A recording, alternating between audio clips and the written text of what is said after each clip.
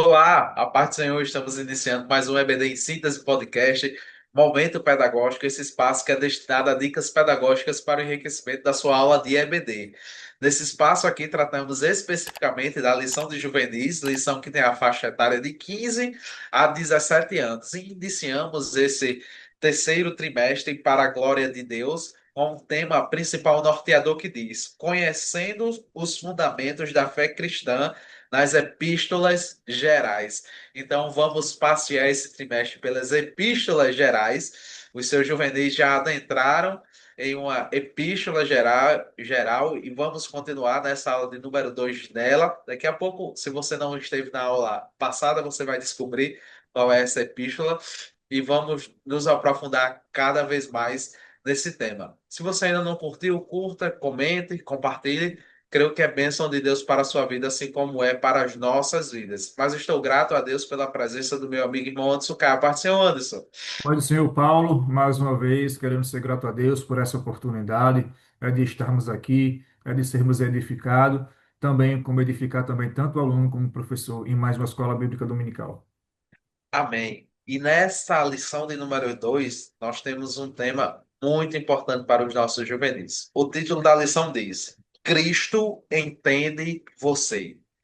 E nós temos três objetivos. O primeiro, ensinar o que significa ter Cristo como nosso grande sumo sacerdote. O objetivo 2, demonstrar como a humanidade de Cristo nos beneficiou.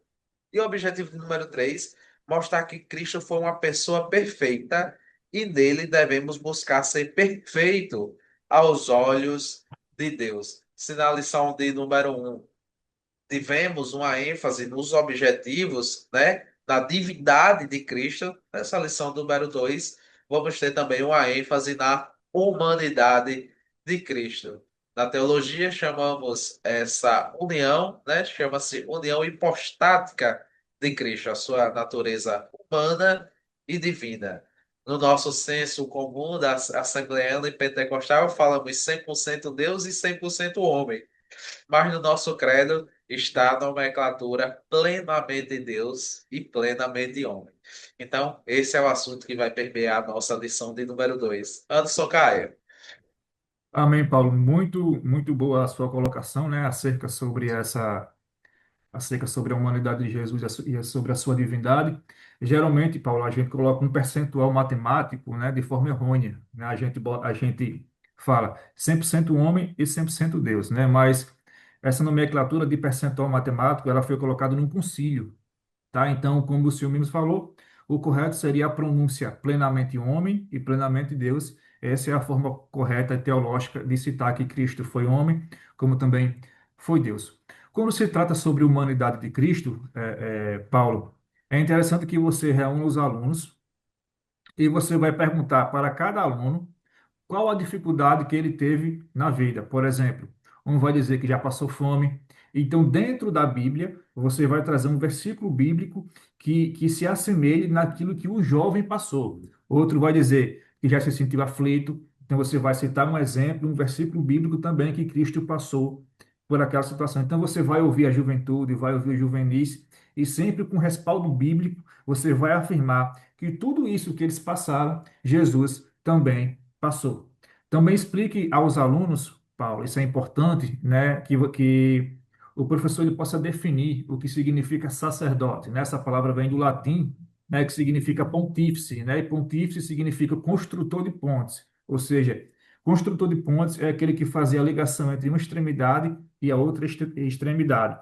E assim como Jesus é o nosso intercessor, ele foi o nosso sumo sacerdote, entrou uma vez no lugar santíssimo, sendo ele a própria oferta e sendo ele participante de tudo aquilo que nós passamos como homem. Então, em resumo, né, sempre que um aluno falar que já passou fome, já passou sede, já teve cansaço, mostre através da Bíblia que Jesus passou também por essa situação. E frise no final que assim como Jesus passou por essa situação, eles também passarão, e Cristo entende porque ele já passou por tudo isso. Isso é interessante porque vai gerar uma certa fixação na mente dos alunos acerca da humanidade de Jesus. Amém, Anderson Caio, que dica valiosa. As nossas dicas são bem parecidas. A sua vai ter uma interação maior com a turma no quesito que o aluno vai falar e o professor vai interagir com o versículo já de pronto. Na minha dica, aí vai ficar a critério dos professores, né? Fazer, nesse caso, eles vão ter que optar por uma ou por outras. Elas são bem parecidas. No meu, na minha dica, é, eu elaborei da seguinte forma: o professor leve dois cartazes para a sala de aula, divida a sala em grupos, né? Dependendo aí da sua turma, e dê o cartaz para cada uma turma, para cada, né? Para cada turma. E no cartaz você vai colocar Jesus, 100% homem. Ou então, como já foi frisado aqui, Jesus, plenamente homem. E você vai pedir para cada turma ou cada equipe listar 10 10 pontos onde a humanidade de Cristo ela aparece nas Escrituras, né? Aí qual vai ser o recurso que eles poderão usar? A Bíblia, somente a Bíblia. Então você dá um tempo e o grupo que conseguir elencar, né, mais características humanas de Jesus, aquelas que ficam evidentes nas Escrituras, esse grupo sairá vencedor. Como o Anderson já citou, nós temos várias características. Jesus nasceu, Jesus cresceu, Jesus teve fome, Mateus 4:2. Jesus teve cansaço, Jesus chorou, sofreu, foi tentado, morreu, teve sede, teve sono. Então, essas são algumas das características humanas de Cristo, né, que podem ser encontradas nas Escrituras.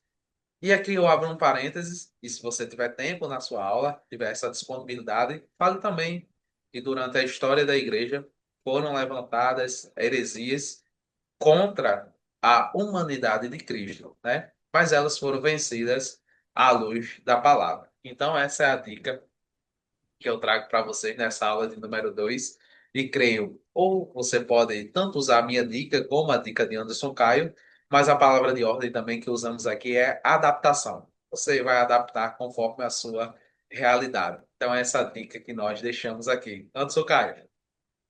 Mais uma vez, para agradecer a todos, né, pela oportunidade, também a alunos e professores, né, sinta-se à vontade em usar as nossas dicas, né, estamos aqui unidos em um só propósito e objetivo, né, que sermos edificados pela palavra e também trazer conhecimento a alunos e professores de mais uma escola bíblica dominical.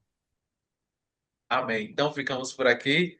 Até a próxima lição e acredito que vai ser bênção de Deus para as nossas vidas. A parte do Senhor e até a próxima. Pai do Senhor.